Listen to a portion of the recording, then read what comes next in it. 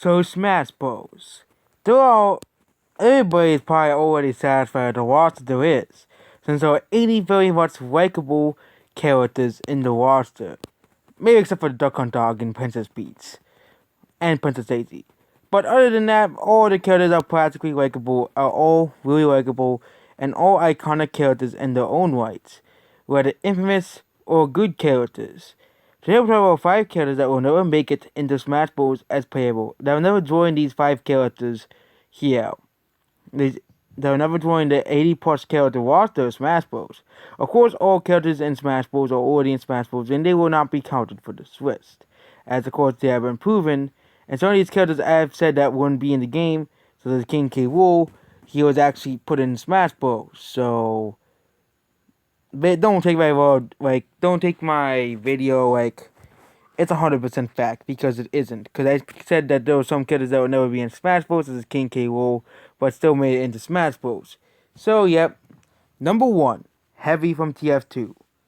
Heavy from TF2 is, for some reason, one of the most requested characters in Smash Bros. I get, people like TF2. TF2 is a fun game. But have you ever, besides requesting Heavy for TF2, have you considered the logistics of getting Heavy in Smash Bros? Well, if you do not know, Valve has no relationship with Nintendo. Not at all. Oh, there was that one Portal game made for the Switch, but it was also made for the iPhone. So you can't really call that and it was, I don't even think it was developed by Valve either. It was developed by a third party.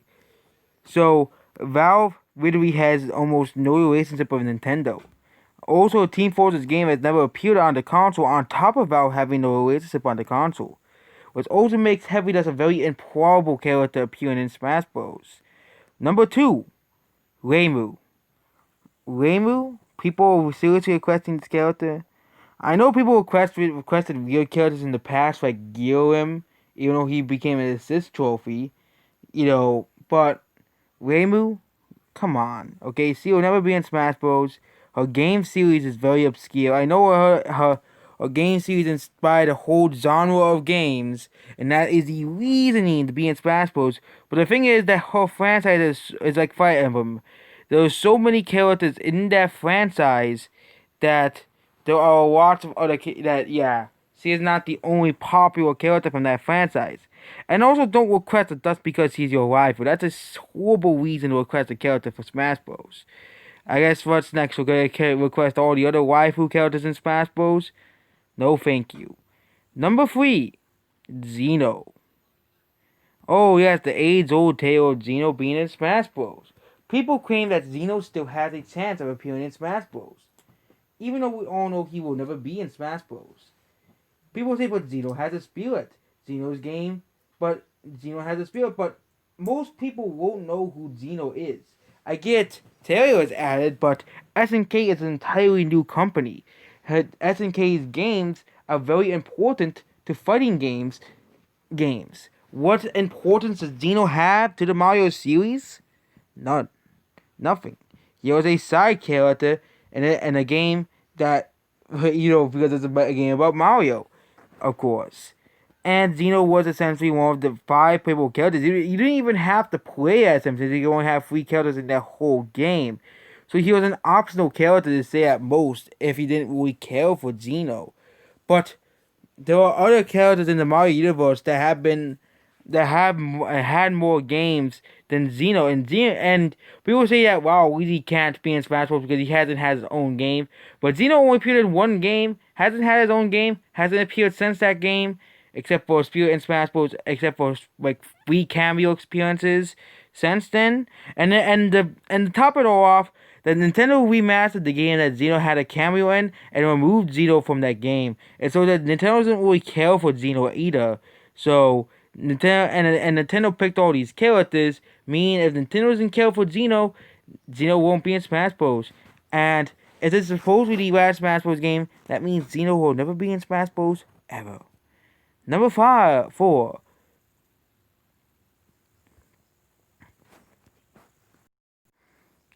So looking for the most requested characters, you have a really odd character, Sora. How is Sora odd? Well, if I told you Sora's, if you ever played a Kingdom Hearts franchise game, you'll know that Sora is a Disney character. Yep, Disney character. Sora is a Disney character.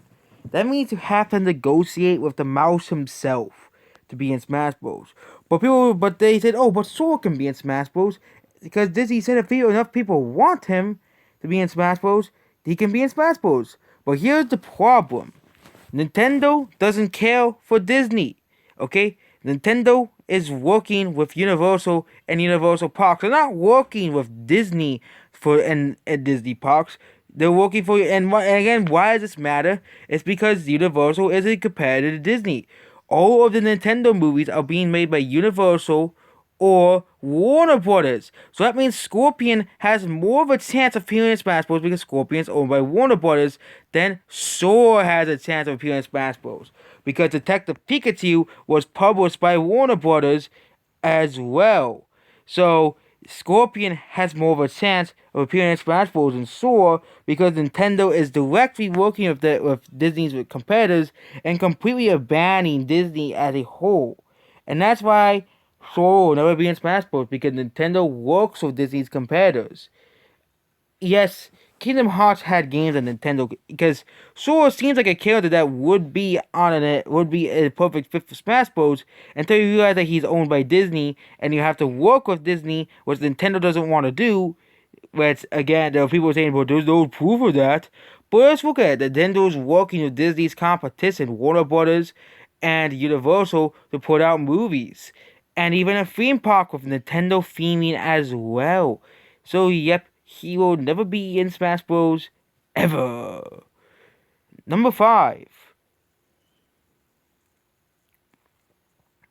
The next character will probably never be in Smash Bros. Of this list of all of these characters. Oh, yep. Sony characters. Yep, we all know. Klonoa, Ratchet and Clank, Ellie from The Last of Us, Sackboy, and many more. All of these characters are owned by Sony. But that doesn't matter. Microsoft put characters in Smash Bros. But the difference between Microsoft and Sony is that Nintendo and Sony have been rivals, or even enemies, ever since the creation of the PlayStation. Okay, Nintendo doesn't really consider Microsoft a rival as much as Sony. Sony's and Nintendo's rival goes very, very back. So think twice about requesting Kratos for Smash Bros.